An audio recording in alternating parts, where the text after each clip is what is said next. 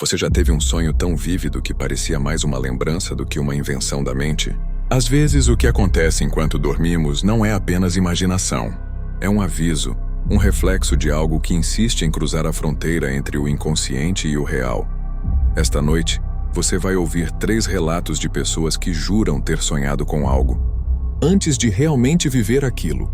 Sonhos que previram acontecimentos, reencontros e até mortes. Feche os olhos, respire fundo e pergunte a si mesmo: o que aconteceria se o seu próximo sonho se tornasse real?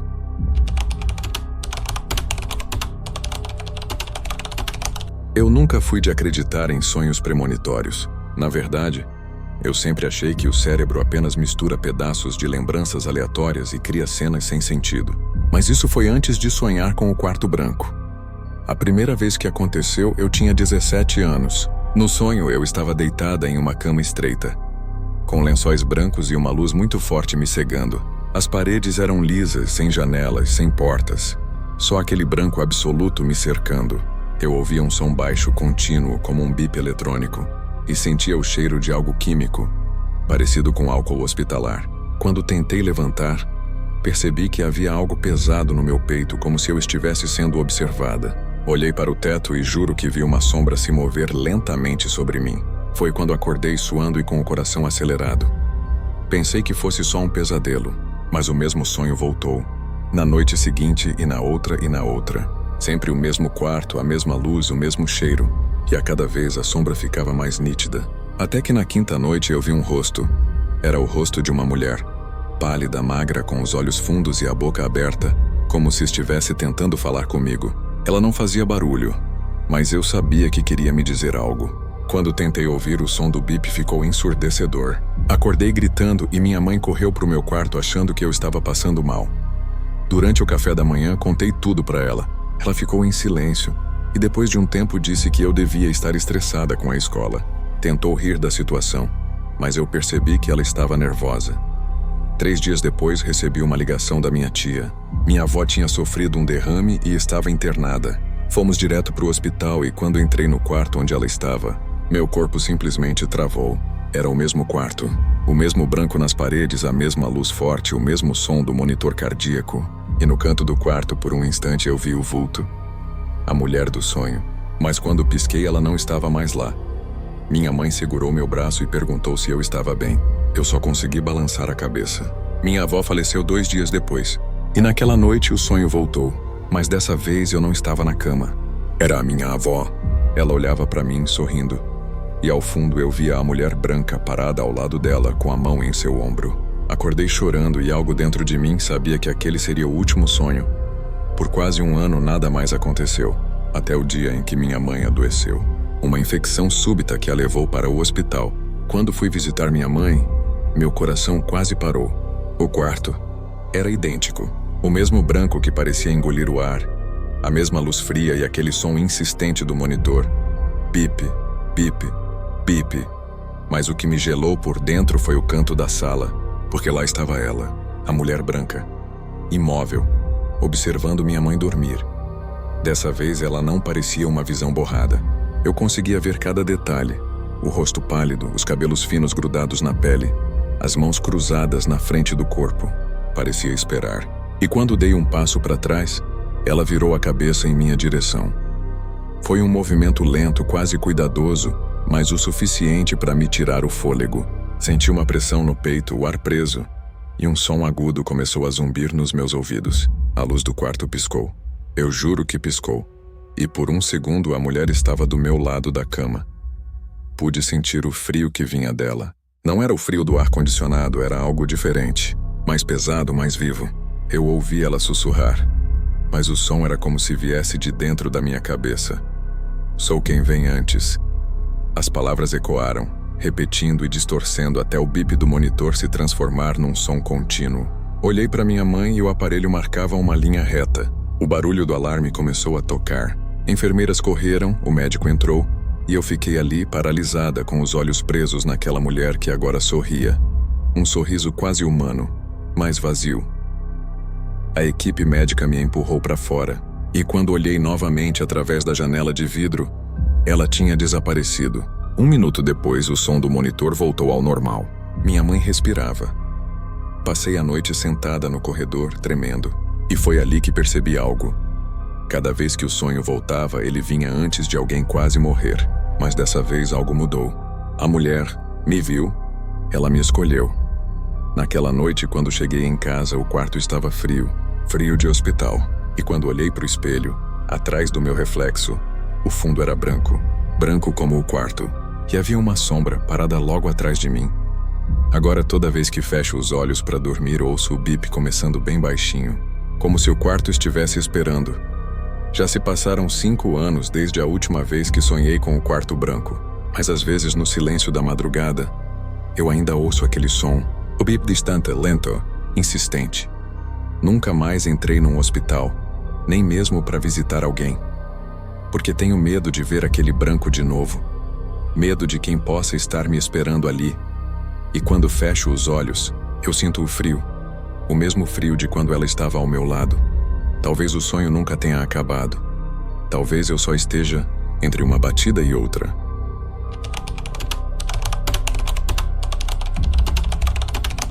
Desde criança sempre tive sonhos muito vívidos, mas aquele era diferente. Eu estava num corredor comprido, com paredes amareladas e o som de algo pingando no chão. Cada passo que eu dava ecoava como se alguém me seguisse.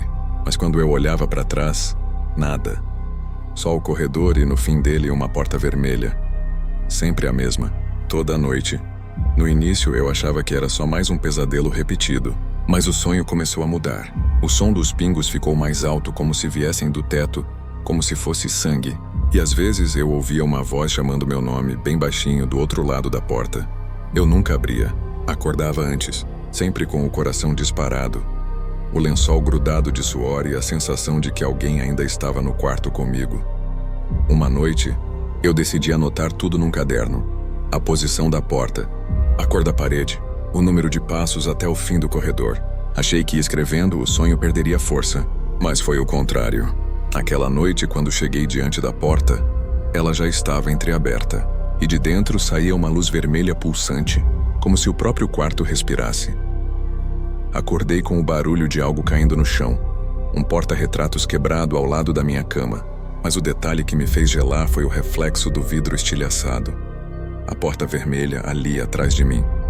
Na manhã seguinte, meu pai disse que queria me levar para ver um terreno que ele estava pensando em comprar. Quando o carro parou diante da casa, meu corpo inteiro travou. Ela existia, a mesma fachada do sonho, o mesmo corredor estreito, a mesma maldita porta vermelha. Você tá pálida, meu pai comentou. Tá tudo bem? Mas eu não consegui responder, porque lá na janela do andar de cima, eu juro que vi alguém parado, imóvel, só me observando. Por algum motivo, meu pai insistiu em entrar. A chave estava na caixa de correio, e o rangido da maçaneta foi idêntico ao do meu sonho. O cheiro de mofo era tão forte que parecia vivo. As tábuas rangiam como se reclamassem de estarmos ali, e o corredor era exatamente igual. Meu pai foi abrir as janelas, mas eu não consegui me mexer. Na sala, uma poltrona virada de costas, coberta por um lençol. O pano subia e descia como se alguém respirasse por baixo. Eu comecei a chorar, sem entender por quê. Meu pai tirou o lençol. A poltrona estava vazia. Foi então que a porta vermelha, lá no fim do corredor, começou a bater sozinha. Devagar, como se alguém empurrasse do outro lado. Bam! Bam! Bam! Deve ser o vento, meu pai disse. Mas não havia janelas abertas. E o ar estava parado. A maçaneta girou. Uma vez, depois outra.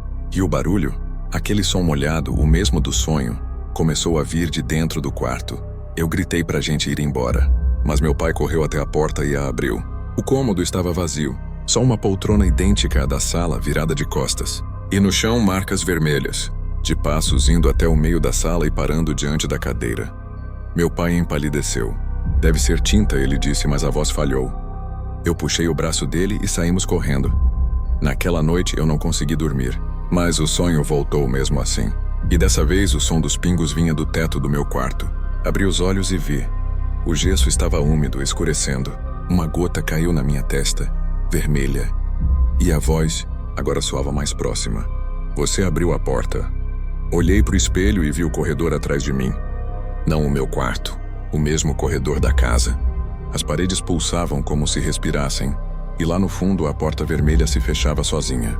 O som do trinco ecoou dentro da minha cabeça. E eu percebi que estava do lado errado dela, preso dentro do sonho. Tentei correr, mas o chão parecia derreter sob meus pés como se fosse feito de cera quente. Cada passo que eu dava deixava uma marca vermelha. A luz piscava, 1, 2, 3 vezes. E entre cada piscada a sombra se aproximava, alta, magra, com o corpo todo distorcido, como se o ar ao redor dela estivesse dobrando. Não tinha rosto, mas onde o rosto deveria estar, havia algo se mexendo como se tentasse formar feições humanas e falhasse. Quando ela estendeu a mão, o ar ficou denso, pesado, e um zumbido tomou conta dos meus ouvidos. O toque foi gelado, não como gelo, mas como metal morto. No instante em que ela encostou no meu ombro, senti o chão sumir. Um estalo seco e o espelho rachou. Acordei com um grito. O quarto estava escuro e o relógio marcava 3:07. Eu tentava me convencer de que tinha sido só mais um pesadelo, até ver o espelho. Estava sujo, manchado de vermelho, como se alguém tivesse passado a mão ensanguentada ali. Fui até ele tremendo e toquei o vidro. Ainda estava úmido. O pior foi quando percebi que as marcas não eram de uma mão. Eram duas, uma do lado de dentro e outra, a minha, do lado de fora.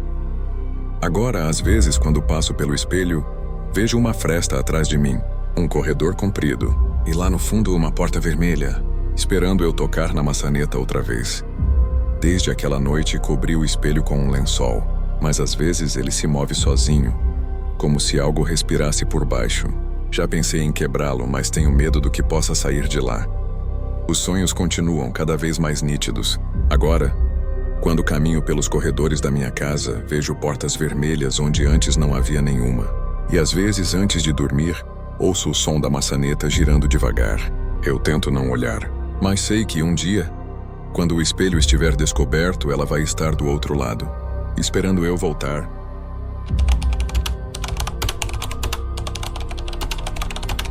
Nunca acreditei nessas coisas de premonição, até a noite em que acordei com o gosto de sangue na boca e o som de vidro quebrando dentro da cabeça. No sonho, eu dirigia por uma estrada deserta.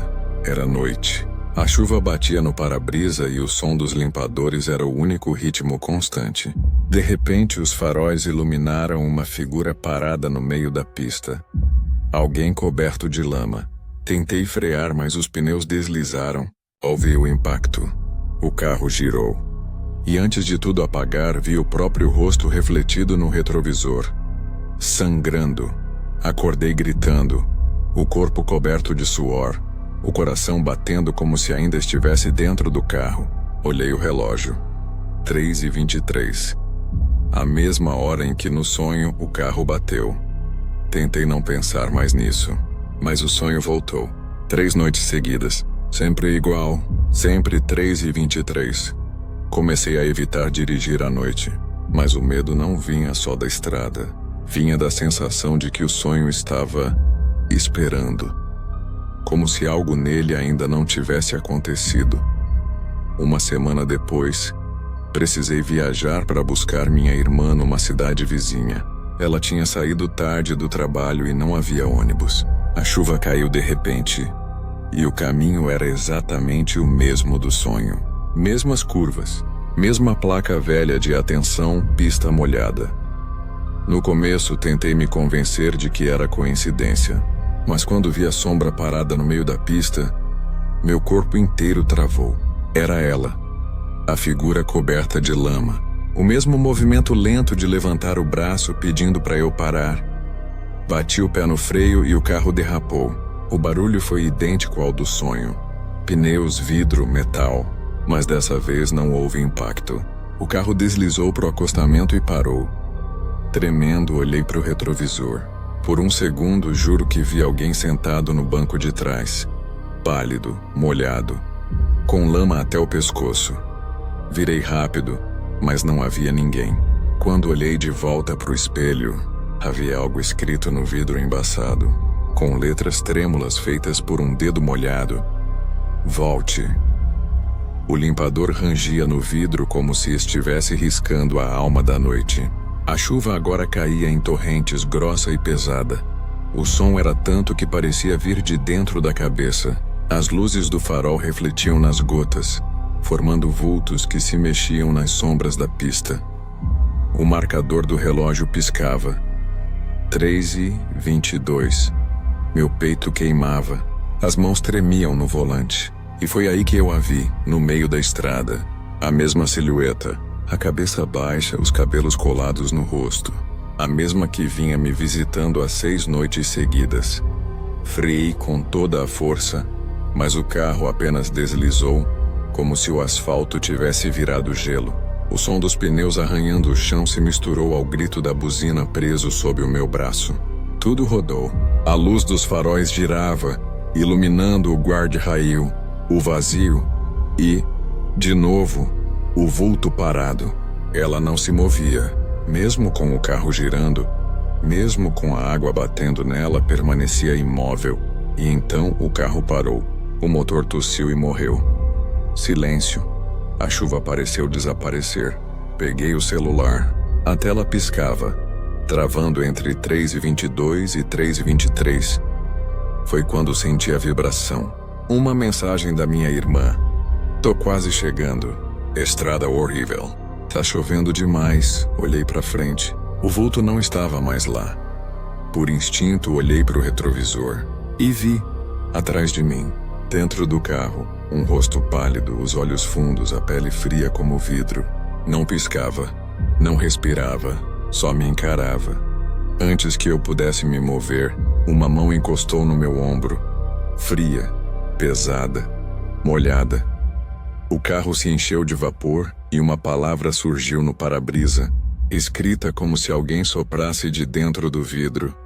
Agora. Nesse exato momento ouvi o som. O mesmo som do sonho. Vidro quebrando. Metal dobrando. Um grito, que não era meu. Abri a porta e corri na chuva. A estrada se abriu em um clarão de faróis distantes. E lá, alguns metros adiante, o carro da minha irmã virado no acostamento. Os piscas piscando. O som da buzina preso no mesmo tom que ecoava na minha cabeça há dias. Corri até ela, rasgando os joelhos no asfalto molhado. Ela tremia, com o rosto coberto de lama e sangue. Quando me viu, chorou, dizendo entre soluços: Ela apareceu na frente do carro. A mulher da estrada. Foi aí que percebi. O vulto no sonho nunca foi um aviso. Era um chamado. Desde aquela noite nunca mais sonhei com o acidente.